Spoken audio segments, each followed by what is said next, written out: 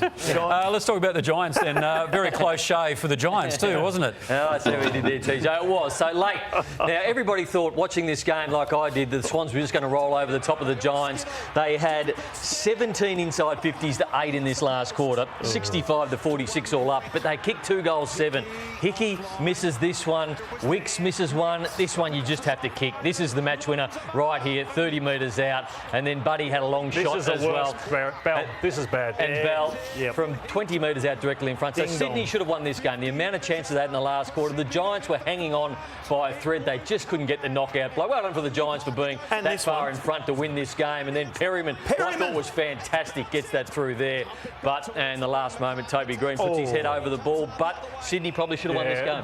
Unbelievably, Sprout kicks a goal at the start of the third. Look at this. How far? The passion here from Toby Greene. What a rivalry, as Kane's touched on, we've got between these two clubs. But not sure what happened to the Giants. Did they stop running? Sydney kept coming at them, and they just tried to hang on. So Geelong would have liked what they saw in that last quarter and a half, Bill, because there was no run at all from the GWS. No, they did stop. You're spot on. And Sydney went inside 50 19 more times. They should have really won that game, but they didn't. Well done, Giants. Damien, we need to address the elephant in the room. Oh, me?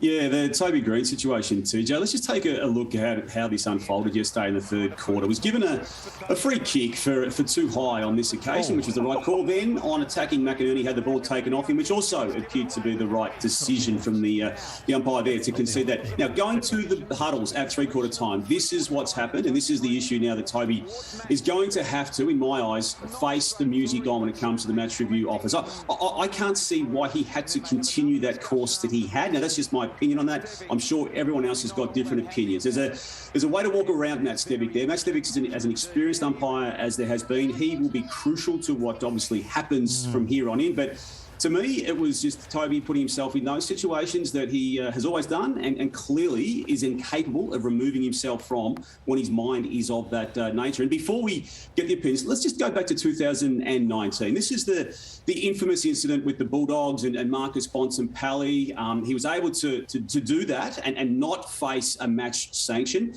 The next week against the Brisbane Lions, ended up in a similar situation. There were sagas in consecutive weeks. He missed the prelim final that week, got back for the grand final, but we've got another week of this coming up the way I see it right now. Kane, what's your take on it?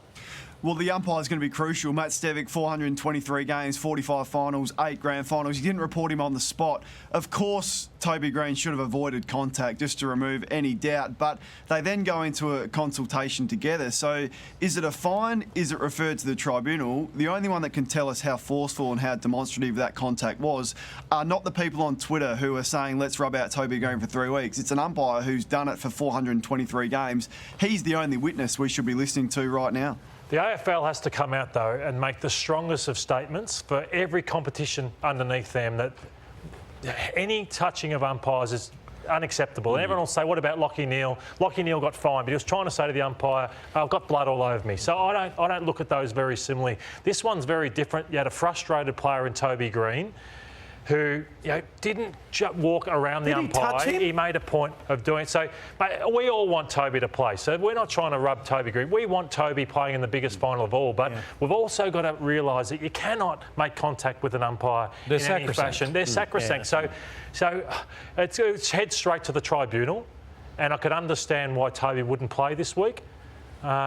Because of making contact with an umpire. As you know, I love Toby Greene. He's probably my favourite player in the competition. But to Kane's point, if they ask the umpire, I think the umpire has to stand up for every umpire umpiring under 10s, under 12s, under 14s to say and make a statement you can't touch an umpire. I want Toby Greene to play, but I fear that he might miss a week. It would be disappointing if he does, but Matt Stevic probably needs to stand up, or not probably, has to stand up for every umpire that coaches junior ranks. We say don't touch an umpire, but we've already had examples of touching an umpire, and there's lesser degrees of touching an umpire, and I tend to agree with you, Lordo, but it's not you can't touch an umpire, and you can't change it in the first week of the finals because we've had players be fined for touching an umpire. What do you compare this one to, though, Kane? This is very different. It's hard to compare. That's why I'm saying let's ask Matt Stevic, because I can see camera angles where it looks like I don't know if he's even touched him. Yeah. So let's just ask the umpire.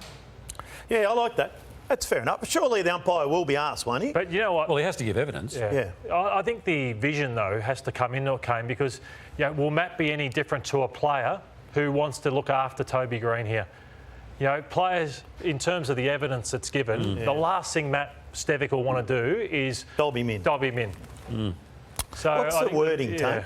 What's the Damo would have a better Damo, understanding what is of the the word, wording but it's about- got to be demonstrative, doesn't it? Oh, look, it's as always with all the AFL rules. You can read whatever you want or whatever you don't want into them. It comes down to the look, and I'm with Brownie and Auto. I feel while Stevic's information is going to be pertinent to it, there's a bigger picture at play here, and if the game wants to allow that to happen, well, what happens as it filters down? Okay, so Kane, the Giants live to fight another day. The Swannies, they rue the day. I think they do, and this was my concern leading into the game, is how buddy conscious they were going to be. Yeah, he kicked 3 goals in the first half, but the Swans had only kicked 5. It was needed to be a total team performance. To their credit, they adjusted at half-time. So these are the inside 50 targets, first half versus second, and how much more dangerous collectively did they look like when it was more balanced with those targets inside 50. So, look, it's pointless now, but this is the vision of how often they went to Buddy. Taylor's just a fantastic defender, isn't he? Buddy kicked 1 when he came off the interchange bench, but he defended so well. Too Buddy conscious. Yeah. Every time it was Buddy, and the frustration, it filters through everyone. Credit to them, as I said, the adjustment to this, and Heaney got dangerous, Papley got dangerous, and they look like a far better side, but too little too late, unfortunately. It is a shame that Sydney finished 6th on 15 wins, 3.5 more wins than the Giants, and it comes down to that, isn't it? They'd be devastated. It's not a shame, though, I wouldn't say. Well, 2 goals, 7, they should have won, they didn't. Yeah, I know. Bad but luck. they've had a lot better year. They had year. a great year. A really good year, I would have thought. No, would you be gone with that again? Yeah. They've had a better year than the Giants overall, but then they lose the one final by a point, Tony. Yeah, I know you've got some good stats coming up about your boys, but I don't know about that one. No, I haven't got any good stats about them. Okay, I well, couldn't go on. find any.